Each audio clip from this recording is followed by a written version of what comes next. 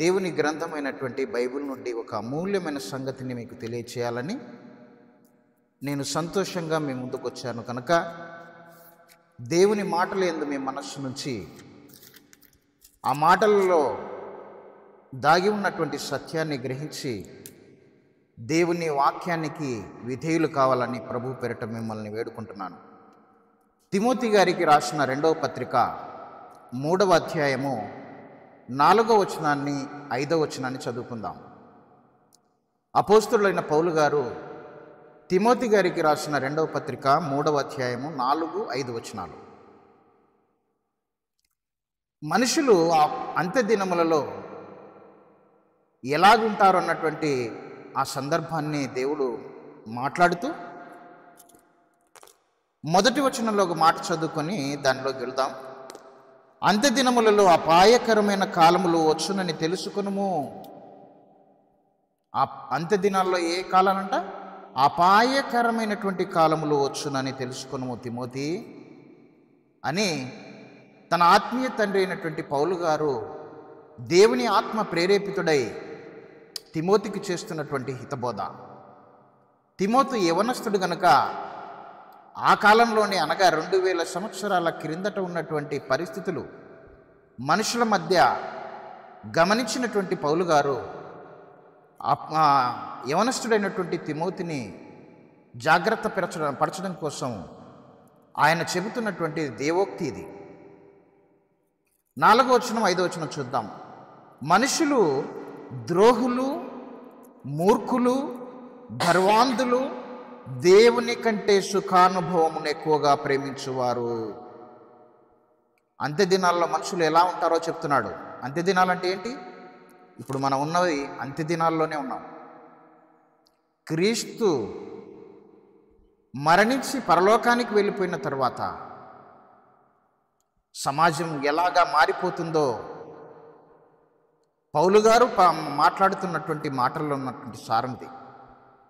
రాబోయే కాలంలో మనుషుల మధ్య ఎలాంటి పరిస్థితులు నెలకొంటాయి, మనుషులు ఎలాంటి స్వభావం కలిగి ఉంటారో 2వ వచనం నుంచి కొన్ని మాటలు చదువుకుంటే మనకు అర్థమవుతుంది. ఈ సందర్భంగా చదువుకుంటేనే బాగుంటుంది. చదువుదాం.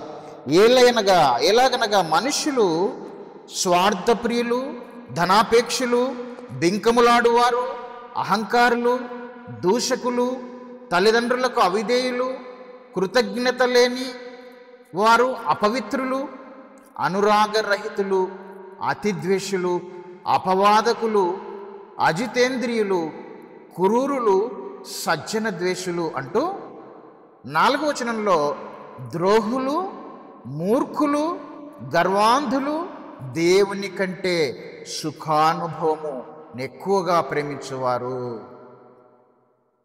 5వ వచనము పైకి భక్తి గల వారి వలె ఉండి దాని శక్తిని ఆశ్రయించని వారునై ఉందురు,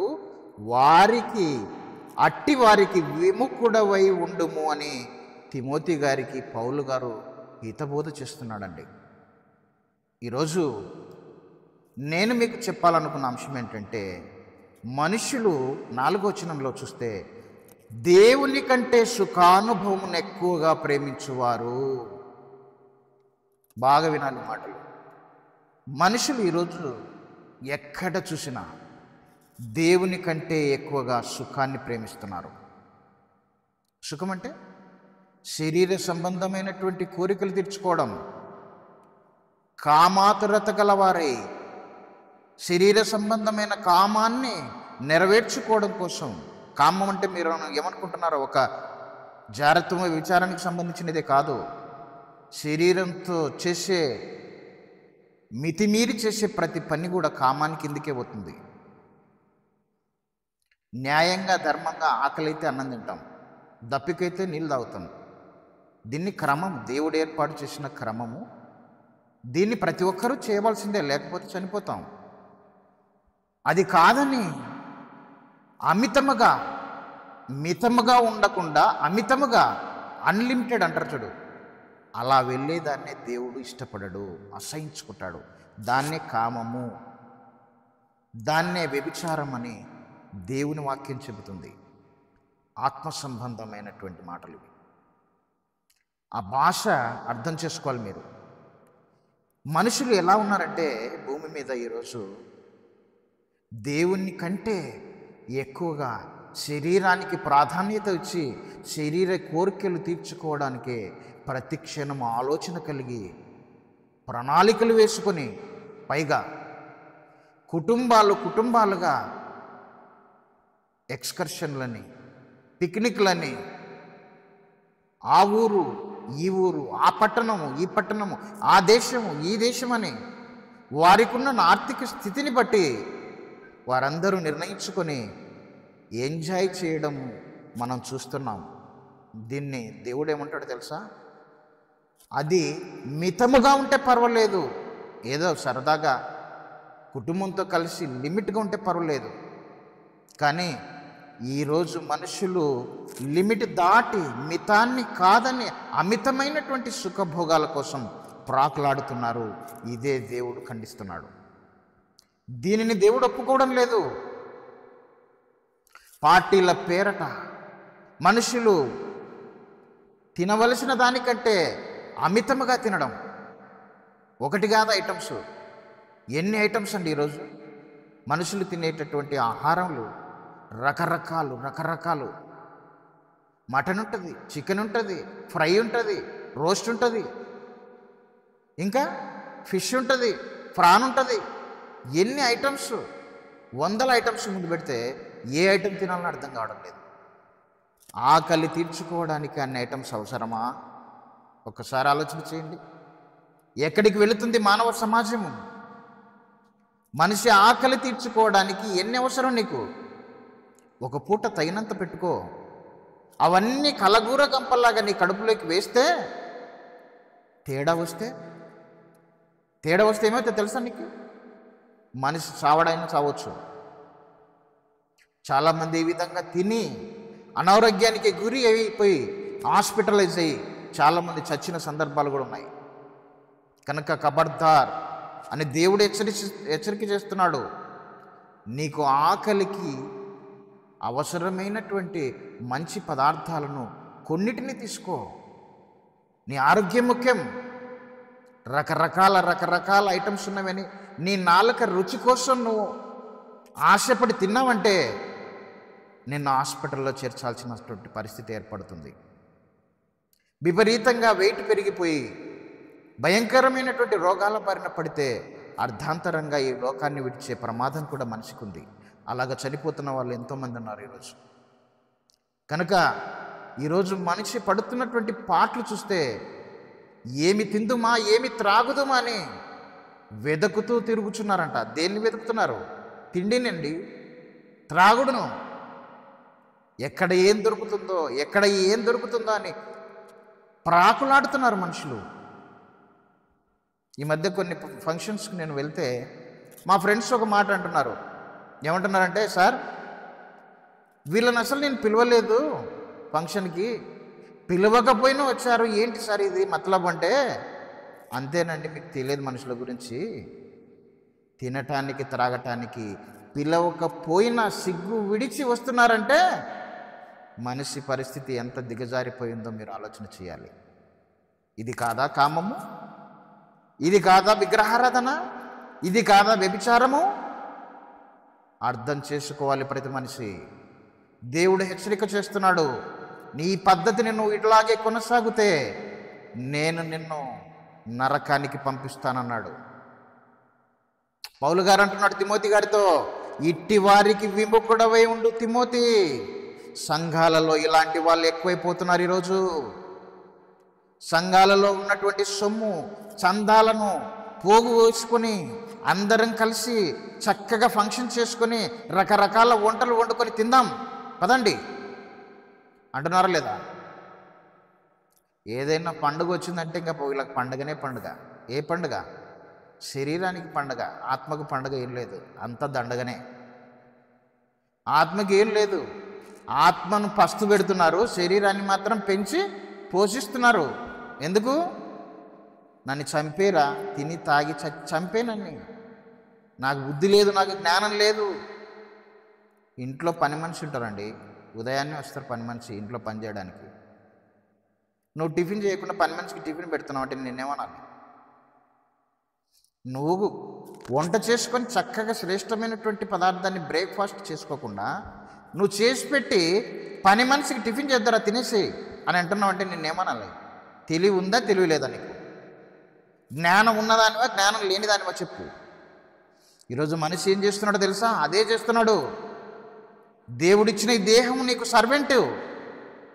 ఈ భూమి మీద నువ్వు కొంతకాలము ఉండి దీని చేత దేవునికి ఇష్టమైన కార్యములు జరిగించాలని ఈ దేహాన్ని తల్లి గర్భంలో 9 మాసాలు అమర్చి నీ ఆత్మకు ఈ భూమి మీదకి నిన్ను పంపిస్తే నువ్వు బ్రతికినంత కాలం దీని కోరికలు దీని ఆశలు నెరవేర్చుకుంటూ ఏమి తిందుమా ఏమి త్రాగుదుమా అనే దీనికోసం ఆలోచన కలిగి ప్రణాళికలు వేసుకొని ఉదయం లేచినప్పటి నుండి రాత్రి పడుకునే వరకు దీని సుఖం కోసం దీన్ని పెంచి పోషించడం కోసం ఆలోచన చేస్తున్నావా లేదా అని దేవుడు ప్రశ్నిస్తున్నాడు నిన్ను. కాదా? మనం చేస్తున్నది అది కాదా? ఇప్పుడు క్రైస్తవులైన వారిని నేను ప్రశ్నిస్తున్నా. ఆత్మల కోసం నువ్వు పడుతున్న ప్రయాస ఎంత? శరీరం కోసం పడుతున్న ప్రయాస ఎంత అంటే ఆత్మ కోసం నువ్వు పడుతున్న ప్రయాస ఏమీ లేదు. ఆత్మ చచ్చిపోయిందండి. రోగాల బారిన పడి నలిగిపోతున్నారండి ఎంతోమంది. చాలామంది చచ్చిపోయారండి, ఆత్మీయంగా చచ్చిపోయారు. దేవుని గురించిన చింత లేదు మనిషికి, దేవుని గురించిన ఆశ లేదు. ఆదివారం రాగానే దేవుని మాటలు వినాలన్నటువంటి ఆసక్తి ఎంతమందికి ఉంది? లేదు అంటే బిర్యానీ మీద ఉంది అంటే నువ్వు చచ్చిపోయావని దాని అర్థం. నీ ఆత్మ చచ్చిపోయింది. ఇక నువ్వు బ్రతకవు. ఏ క్షణాన చచ్చినా నువ్వు నరకంలోనే ఉంటావు. అర్థమవుతుందా? కొరింథీయులకు రాసిన మొదటి పత్రిక 10వ అధ్యాయము 7వ వచనం చూద్దాం. జనులు తినుటకును త్రాగుటకును కూర్చుండి ఆడుటకు లేచిరి అని వ్రాయబడినట్లు వారిలో కొందరి వలె మీరు విగ్రహారాధకులై ఉండకుడి. ఎంత ఆశ్చర్యం అండి దేవుని మాటలు. జనులు ఎలా ఉన్నారంట? తినుటకును త్రాగుటకును కూర్చుండి ఆడుటకు లేచారంట. ఈరోజు మనుషులను చూస్తుంటే సేమ్ డిటో ఇదే కదా. ఎవరు చూసినా తినటం త్రాగటము, కడుపు నిండిన తర్వాత ఎగరడం. అది క్రికెటా, బ్యాడ్మింటనా, షటిలా, whatever it may be. ప్రతి ఆట ఆడతాడు. ఏ ఆటైనా ఆడతాడు. దానికి తోడు ఇంకా మందేసుకుంటే ఇంకా బాగా ఆడతాడు మతి తప్పి. అవునా? ఇలాంటి వాళ్ళని చూసావా? ఈరోజు పెళ్ళిళ్ళల్లో వివాహాలు చేసుకున్న వాళ్ళు రాత్రిపూట డీజే పెడతారు. డీజే పెట్టినప్పుడు వాడు మామూలుగా తిని తాగితే ప్రాబ్లం లేదు. అన్నం తిని నీళ్ళు తాగితే ప్రాబ్లం లేదు, కానీ గోడు తాగుతాడు. ఏం తాగుతాడు? మందు లేకపోతే డీజే పనికిరాదు. ఎందుకంటే తగినంత ఎగరాలంటే శక్తి కావాలా, ఎనర్జీ కావాలా. వానికి న్యాచురల్ ఎనర్జీ పనికిరాదు, ఎక్స్ట్రా ఎనర్జీ కావాలి. అందుకోసమే నోట్లో వేస్తాడు, పీపాలు వేసుకుంటాడు. లాస్ట్కు ఆ మద్యం దెబ్బకు మత్తెక్కి ఎగిరి అట్నే పడిపోతాడు. అసలు ఒంటి మీద బట్టలు ఉండేది తెలియదు, ఏముండేది తెలియదు. తెల్లారిన తర్వాత లేచి చూసుకుంటే పరిస్థితి ఘోరంగా ఉంటుంది. ఇది ఎంతమంది మీరు చూశారో మీకే తెలుసు. జరుగుతుందా లేదా? తినుటకు త్రాగుటకు కూర్చుండి ఆడుటకు లేచిరి. ఆడుతున్నారు. ఆడవాళ్ళు ఆడుతున్నారు, మగవాళ్ళు ఆడుతున్నారు. ఈ మధ్య ఒక పెళ్ళికి వెళ్ళింటే ఆడుతున్నారండి, బాగా ఆడుతున్నారు. ఆడవాళ్ళు కూడా ఆడుతున్నారంటే ఎంత ఆశ్చర్యం ప్రియులరా. అర్థమవుతుందా? అంటే ఇంకా దీన్ని బాగు చేయలేము.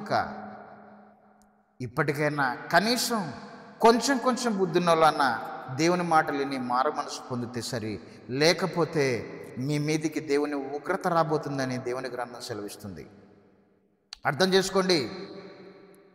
జనులు తినుటకు త్రాగుటకు కూర్చుండి ఆడుటకు లేచిరి అని వ్రాయబడినట్లు వారిలో కొందరి వరే మీరు విగ్రహారాధికులై ఉండకుడి. ఈ విధంగా చేసేవారు ఎవరట? తిని త్రాగి ఎగిరే వాళ్ళని ఏమంటాడో తెలుసా? దేవుడు ఏమంటున్నాడో తెలుసా? విగ్రహారాధికులు.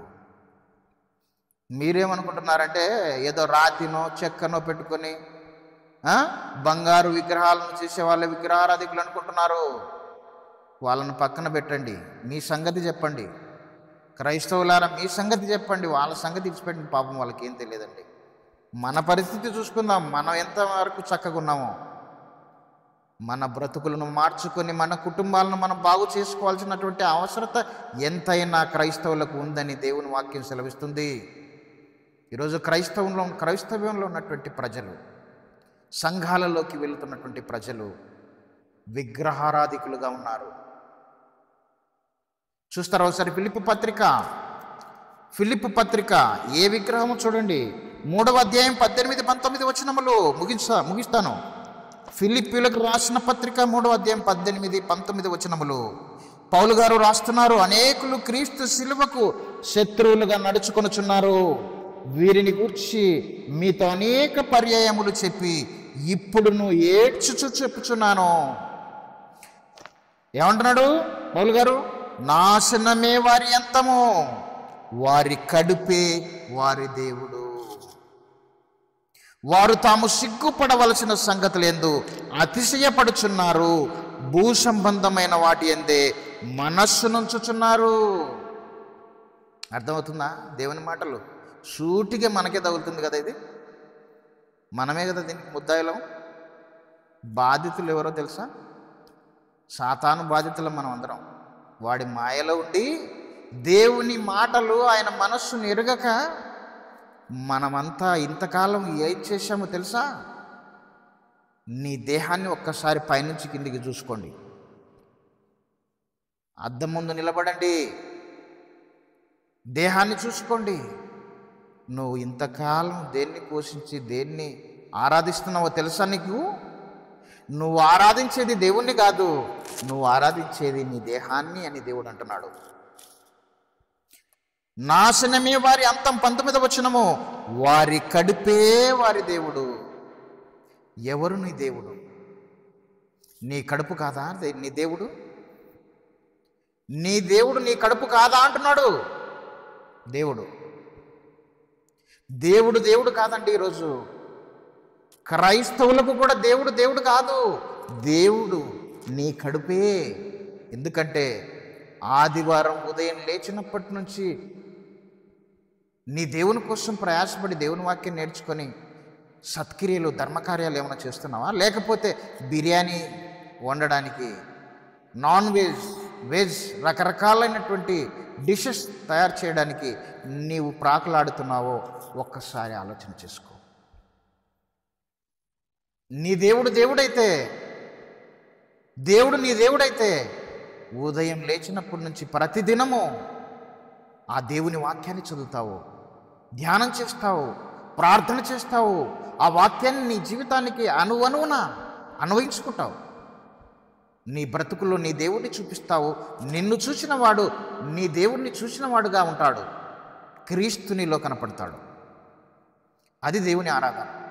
అలా కాకుండా ఈరోజు క్రైస్తవులు ఏం చేస్తున్నారంటే దేహం అనే దేవుణ్ణి పూజిస్తున్నారు, ఆరాధిస్తున్నారు. దానికి ఇష్టమైనటువంటి పనులన్నీ ఉదయం లేచినప్పటి నుంచి ప్రతిదినము దాని కోరికలు తీరుస్తున్నాడు. ఒక పని మనిషి కోరిక తీర్చడానికి యజమాని ప్రయాసపడుతుందంటే ఆ యజమాని జ్ఞానవంతుడా లేకపోతే జ్ఞానము లేని సన్యాస? ఒక్కసారి మీరు ఆలోచన చేయండి. నువ్వు జ్ఞానం లేనివాడుగా బ్రతుకుతావా, జ్ఞానవంతుడిగా బ్రతుకుతావా? ఒకసారి నీకు నీవే ఆత్మ పరిశీలన చేసుకొని ఇక నుండైనా నీ దేహాన్ని ఆరాధించడం మాని, ఈ దేహం అనే విగ్రహారాధనను నువ్వు మాని, నీకు ఆత్మను పంచి ఇచ్చిన నీ దేవుణ్ణి,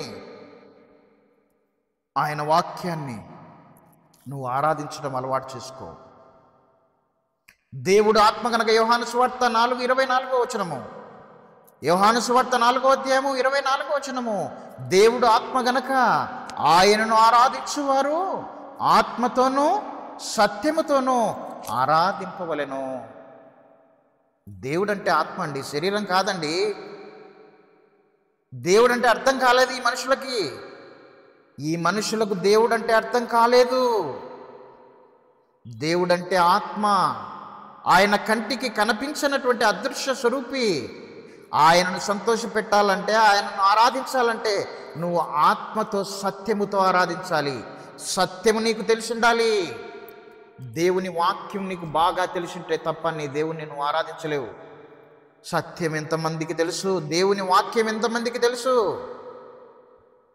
బైబిల్ పట్టుకుంటున్నావే కానీ బైబిల్ మీద నీకు పట్టు లేదు అని దేవుడు హెచ్చరిస్తున్నాను నేను.